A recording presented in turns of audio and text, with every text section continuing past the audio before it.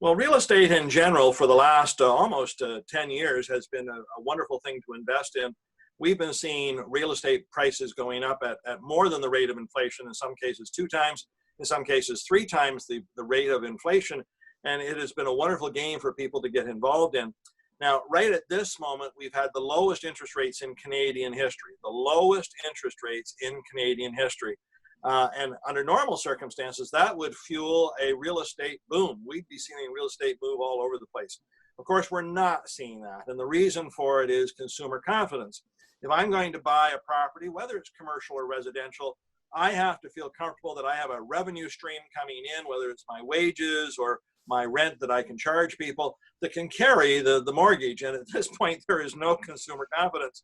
So the market has been stagnant. However, the more we start to get back to normal, the more interest there is going to be. And I think you're going to see demand for residential real estate begin to pick up probably in the latter half of the summer, July, August. People will feel better about their jobs. They'll be working again.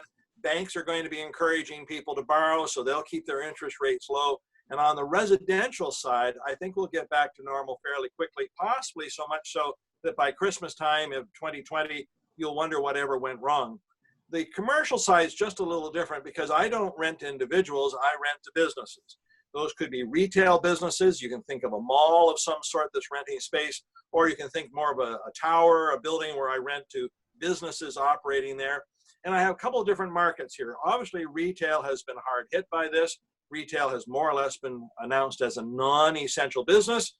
So they've not seen their revenues, therefore they're having problems. Now the government has a program to try to help people who are renting spaces and cover the payments of their rents for the months of April, May, and June. That helps a little bit. But I think if I was thinking of investing in commercial real estate, I'm going to be a little put off until I get back to normal. But will normal see the same volume of retail? No, I think we will see some retail failures. There were companies that were already on the knife's edge before COVID-19. This might likely push them to the other side. We haven't really fully recovered from the failures of Target, Zellers, and Sears. So there is a glut, there is an oversupply of retail space in Canada. I don't think that will bounce back. Now on the tower side, sort of those lovely big towers we think of in the downtowns of cities, those businesses mostly have not been affected by COVID-19. They have been carrying on, although to create social distancing, they have embraced telework. And again, something we have to watch is, when we go back to normal, whatever normal happens to be, will telework continue as a standard in those workplaces? Or will they say, no, come back to your office spaces and we'll go back to that way of doing things? We'll have to see. I think there were companies that were forced to experiment with telework.